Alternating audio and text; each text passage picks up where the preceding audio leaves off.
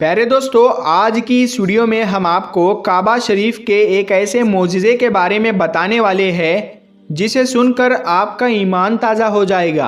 आप चाहे इस वीडियो को लाइक करें या ना करें, लेकिन इस वीडियो को आखिर तक ज़रूर देखें। देखते हैं कितने आशिक़े रसूल इस वीडियो को देख रहे हैं। तो चलिए वीडियो शुरू करते हैं। लाहौर में एक दूध बेचने वाला रहता था। उस नौजवान के दिल में हज करने की बहुत तलब थी।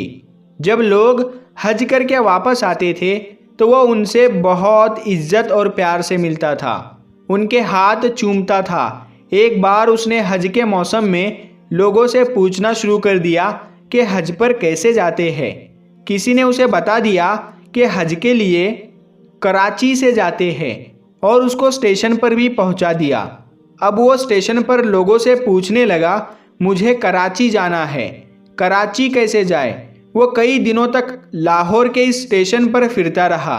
एक बार ट्रेन के टीटी ने सोचा कि ये बेचारा कई दिनों से यहाँ पर घूम रहा है।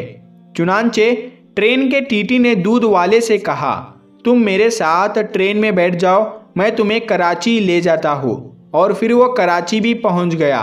कराची रेलवे स्टेशन पर पहुँचकर उसने लोगों से पूछना शुरू कर दिया, मुझे हज पर जाना है, हज पर कहाँ से जाते हैं, कैसे जाते हैं। तो दोस्तों बता दूं, पहले जो पानी पर चलने वाले जो बड़े बड़े जहाज़ थे उससे हज पर जाया करते थे लोग। किसी ने उसे हाजी कैंप पर जाने का रास्ता बता दिया तो वो हाजी कैंप पर चला गया।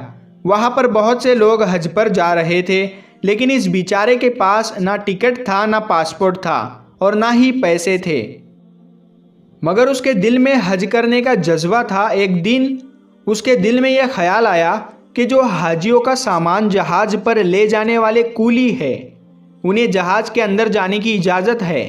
चुनांचे उसने एक कूली से दोस्ती कर ली और कूली की वर्दी पहनकर हाजियों का सामान जहाज़ में रखने लगा। वो दूध वाला सामान रखने के बहाने जहाज़ से आता जाता रहा। जब सारा सामान ख़त्म हो गया तो वो जहाज़ के अंदर किसी कोने में छुपकर बैठ गया और अपने कपड़े पहनकर कूली की वर्दी वापस भिजवा दी। लोग अपने अपने कमरे में बिस्तर पर सोते रहे और वो बेचारा बाहर बैठकर वक्त गुजारने लगा।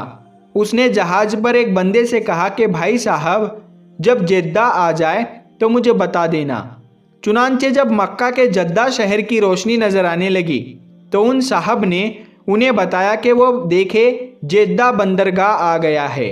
इसके बाद वो दूध वाला जहाज़ के ऊपर चढ़ गया और वहाँ खड़े होकर समंदर के अंदर छलांग लगा दी। उसे तो तैरना भी नहीं आता था। चुनांचे जब वो नीचे गया तो फिर वो ऊपर ही नहीं आ सका। उस आदमी ने देखा कि ये तो नज़र ही नहीं आ रहा है। वो समझ गया कि ये बेचारा डूब गया। उसने सोचा अल्लाह को यही मंजूर होगा। इसके बाद जब उस आदमी ने हज किया और तवाफ़े ज़ियारत के बाद हरम शरीफ से बाहर निकल रहा था तो उसने देखा कि वो दूध वाला भी हरम शरीफ से बाहर निकल रहा है। तो फ़ौरन उस आदमी ने दूध वाले से पूछा कि भाई साहब, आप तो वही हो जिन्होंने समंदर में छलांग लगाई थी। तो वो दूध वाला कहने लगा, हाँ मैं वही हूँ। उसने दूध वाले से पूछा, तुम्हारे साथ क्या हुआ है। दूध वाले ने कहा कि मेरे साथ क्या हुआ है ये मैं तुम्हें आगे जाकर बताऊंगा। चुनांचे वो आदमी उसके साथ चल दिया। जब वो बाहर निकला तो देखा कि एक बिल्कुल नई कार खड़ी है। ड्राइवर इंतज़ार कर रहा है। दूध वाला कार के अंदर बैठ गया और उस आदमी को भी बिठा लिया और एक मकान की तरफ चल दिया। मकान में जाकर उसने उसको एक जगह पर बिठा दिया और कहा कि मेहमान के लिए खाने पीने की चीज़ें लाई जाए। चुनांचे एक खादिम कुछ फल लेकर आया। उस आदमी ने हैरान होकर पूछा कि भाई मुझे बताओ, आखिर ये क्या किस्सा है। तो वो दूध वाला कहने लगा, मैं तुम्हें किस्सा बाद में बताऊंगा, पहले मेरी कार देख लो। ये मेरी ही कार है और मेरा ही ये घर है। उसने पूछा, ये सब तुम्हें कैसे मिल गया। दूध वाले ने कहा, ये तो एक राज की बात है, लेकिन क्योंकि तुम मेरे बारे में जानते हो इसीलिए मैं तुम्हें बता देता हूँ। फिर दूध वाला कहने लगा, मेरे दिल में अल्लाह का घर देखने का बहुत शौक़ था और उसी शौक़ का मुझे ये सिला मिला है। जब मैं जेद्दा पहुंचा तो मुझे लगा कि ऐ अल्लाह, मैं अपने आप को तेरे हवाले करता हूँ। ये कहकर मैंने समंदर में छलांग लगा दी। मुझे तो तैरना भी नहीं आता था, बस ऐसे ही मैं हाथ पाँव मारता रहा और उसका नतीजा ये निकला कि लहरें मुझे खुद ही ढकेल कर किनारे की तरफ ले जाती रही। मेरे अंदर पानी चला गया था और मेरे होश उड़ गए। मैं किनारे पर पड़ा था और जब मुझे होश आया तो सुबह तहज्जुद का वक्त था। मैंने इधर उधर देखा तो बाहर जाने के सभी रास्ते बंद थे। चारों तरफ लोहे के ग्रिल लगे हुए थे। आगे का दरवाज़ा बंद था। मैं उसी ग्रिल के पास बैठ गया। मैंने देखा उस ग्रिल की दूसरी तरफ एक घर है और उस घर के सहन में एक गाय बंधी हुई है और 2 आदमी उस गाय का दूध निकालने के लिए आए हैं, मगर गाय उनसे मानूस नहीं थी, जिसकी वजह से वो गाय उन लोगों के काबू में नहीं आ रही थी और वो लोग दूध नहीं निकाल पा रहे थे। लेकिन मेरा तो काम ही यही था। जब मैंने ये मंजर देखा तो मैंने आवाज़ देकर उनको अपनी तरफ मुतवज्जा किया और इशारे से कहा, इसका दूध मैं निकाल देता हूँ। वो लोग अरबी बोलते और अरबी समझते थे, इसीलिए मैंने उनको इशारे से ही बता दिया कि मैं इस गाय का दूध निकाल सकता हूँ। अल्लाह की शान देखिए, जहाँ मैं बंद था वो जगह सामने कोठी में रहने वाले सेठ के अंडर में था। उसका एक बेटा था। डॉक्टर ने उसको हिदायत की हुई थी कि अपने बेटे को गाय का दूध पिलाया करो। उसने स्पेशल अपने बेटे के लिए वो गाय खरीदी हुई थी। गाय के अंदर दूध तो होता है मगर वो निकालने नहीं देती थी, जिसकी वजह से वो सेठ और उसकी बीवी परेशान होती थी।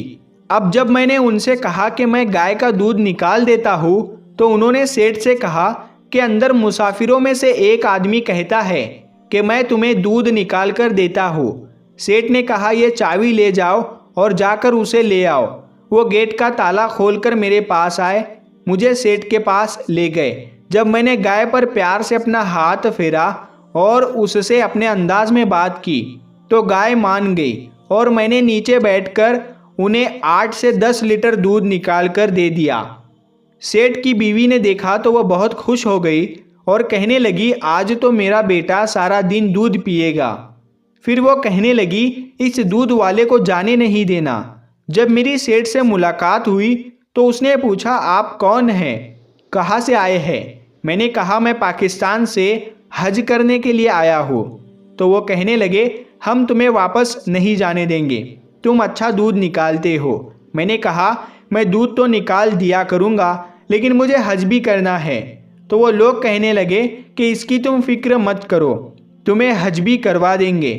दूसरे दिन उसकी बीवी ने अपने वालिद को फ़ोन किया और सारी बात बता दी। उसके वालिद ने 200 गाय भैंसों का एक बड़ा बाड़ा बनाया हुआ था। चुनांचे जब उसने ये बात सुनी तो वो बहुत खुश हो गया और कहने लगा, हमें तो ऐसे ही बंदों की ज़रूरत है जो इस काम में परफेक्ट हो।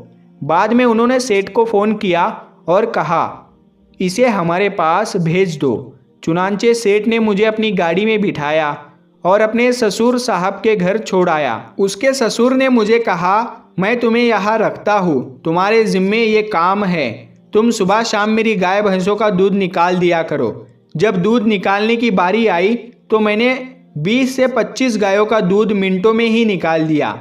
वो लोग बहुत ज़्यादा हैरान हुए और सोचने लगे, इतना दूध भी निकल सकता है क्या? आज तक तो इतना दूध निकला नहीं है। वो लोग कहने लगे कि तुम यही रहो, हम तुम्हें जाने नहीं देंगे, हम तुम्हें हज भी करवा देंगे। मैंने उनसे कहा, मुझे वापस अपने घर भी जाना है। वो लोग कहने लगे, नहीं नहीं, तुम यही रहना। मैंने कहा, मेरे बीवी बच्चे तो वहाँ है पाकिस्तान में। उन्होंने कहा कि इसकी तुम फिक्र मत करो, मैंने एक नया घर बनाया है, ये घर मैं तुम्हें देता हूँ और ये मेरी गाड़ी भी नई है, ये गाड़ी मैंने नई ली है, ये गाड़ी मैं तुम्हें तोहफे में देता हूँ। अब तुम अपने बीवी बच्चों का नाम और उनका एड्रेस बता दो, मैं उन्हें पैगाम भिजवा देता हूँ और आने वाले जहाज़ में तुम्हारे बीवी बच्चे यहाँ पहुँच जाएंगे और उसके साथ एक और हज कर लेना, बल्कि अब तो हर साल हज करते रहना। अब 1 हफ्ते बाद मेरी बीवी बच्चे मेरे पास पहुंच जाएंगे। मैंने माना है कि अल्लाह के घर को देखने की ही ये सारी बरकतें हैं। अल्लाह ताला से दुआ है कि अल्लाह ताला हमें भी हज करने की तौफीक नसीब करे। आमीन अल्लाहुम्मा आमीन। प्यारे दोस्तों, आपको ये वीडियो पसंद आई हो तो इस वीडियो को ज़्यादा से ज़्यादा शेयर करें और अपने करीबी दोस्तों में पहुंचाएं। चैनल पे पहली बार आए हो तो चैनल को सब्सक्राइब करें और बेल आइकन ज़रूर दबा दें। हम मिलते हैं फिर एक नई वीडियो के साथ, तब तक के लिए अस्सलामु अलैकुम, अल्लाह हाफिज़।